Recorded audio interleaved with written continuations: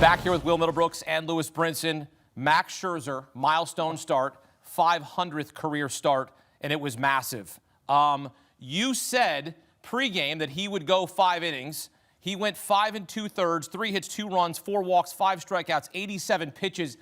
Lewis, he turned back the clock, and you believed in him. I did. It's because I've seen this guy do it multiple times. Again, I haven't seen him in the playoffs, but in a situation like this, Max Scherzer is the guy that is going to step up for you. And this is why he started this game. This is why they went out and got him. He is insane. I'm just going to go out and say it. He is insane. He is the guy to go ahead and start games like this. He wanted the ball. He didn't want to come out of the game. You saw him at the beginning of the game. You saw his mannerism at the beginning of the game. He had that dog in him. He had that fight in his eyes. He was pushing over the first base coach, like, man, get out of my way. I'm about to start this game. So, I knew he's about to come out here and give the Blue Jays exactly what he did and exactly what they needed. I got to quote the late, great Toby Keith. I ain't as good as I once was, but I'm as good once as I'll ever be, right? And he was. He dialed it back. He turned the clock back. He found 96, 95 consistently. The fastball was good. The breaking ball was good. When he missed off the plate. He stayed out of the middle where he couldn't get hurt. It was incredible to watch him turn back the clock. This was his first win since Game 1 of the 2019 World Series, a World Series that the Nationals went on to win thanks in part to Max Scherzer. And look, when you talk about what he was able to do, Lewis, in this game, he had the fastball working, and that curveball was also just filthy. Take us further here on the breakdown of what you saw from Scherzer in this Game 4. Yeah, so I'm just going to go through something that I've seen a lot from Scherzer, which he did to perfection tonight. You saw him in the bullpen. He's visualizing himself. He's getting ready to go out there. He's doing the Shooter McGavin in the bullpen. But what he did very well tonight was that fastball up and in to lefties and righties, and then playing that slider right off of that. You see, nobody can really recognize it. Again, right to Julio Rodriguez, fastball up.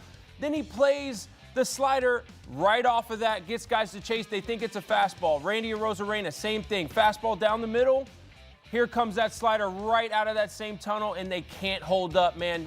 He just had everything where he had the changeup working, he had the cutter slider working, but that curveball, bigger breaking ball was really, really working for him tonight, and they couldn't see it and they couldn't figure it out. Yeah, and with that curveball and the slider being as effective as they were, obviously giving 2 different shapes, but being able to pitch backwards and use it early in counts, he might not have needed the extra 2-3 miles an hour on his fastball because it would have played up because of the breaking stuff and off speed being so good. But he did have 95. We saw 96.5 miles an hour. We haven't seen that all year from Scherzer, but it played up even more because of the effectiveness of the breaking ball. Again, these situations, though. I was telling you guys before. 3-time Cy Young Award winner. Yeah, listen, you know, he's been World here. Series champ. He's been here before. What is this?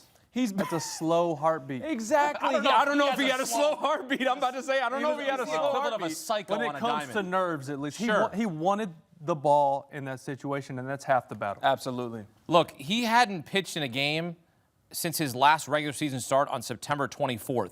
This was a guy that posted a 5-5 record with a 5.19 ERA in the regular season. So we are a bit surprised because the past history didn't trend toward this. Sure, is he a bulldog? Is he a guy you can lean on in the postseason? Maybe, but he hadn't gone this deep in the postseason in a long time, and he does.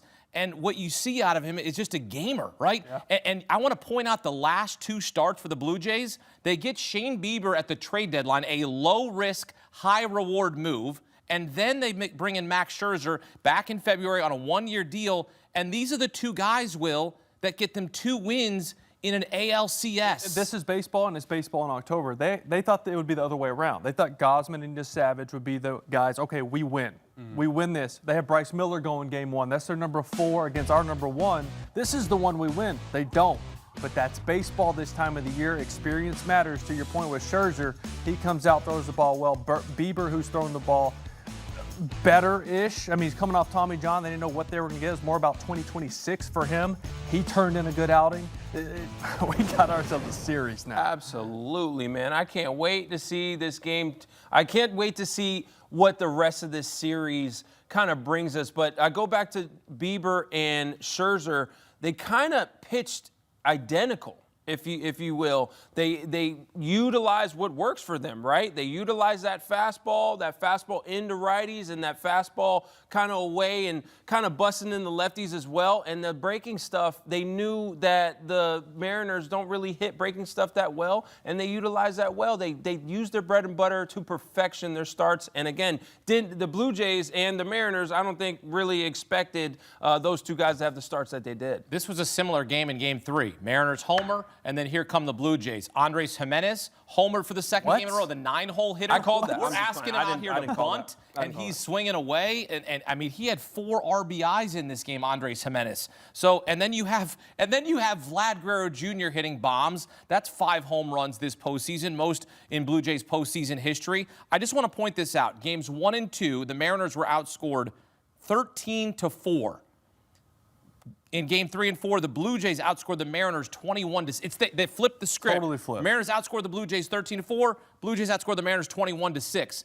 It's wild to see what happens. The road team here. This is what's wild. It just makes no sense, but it's not supposed to. It's not. So like you get all those games, the high-scoring games that not close, not dramatic. And you got to feel like these next couple games are got to go the other way. They got to be close to come down to the last inning, at least as a baseball fan, we hope so. I mean, we hope so. But again, this Blue Jays offense woke up yesterday, right? You woke up a sleeping giant in this Blue Jays offense. They get on the road.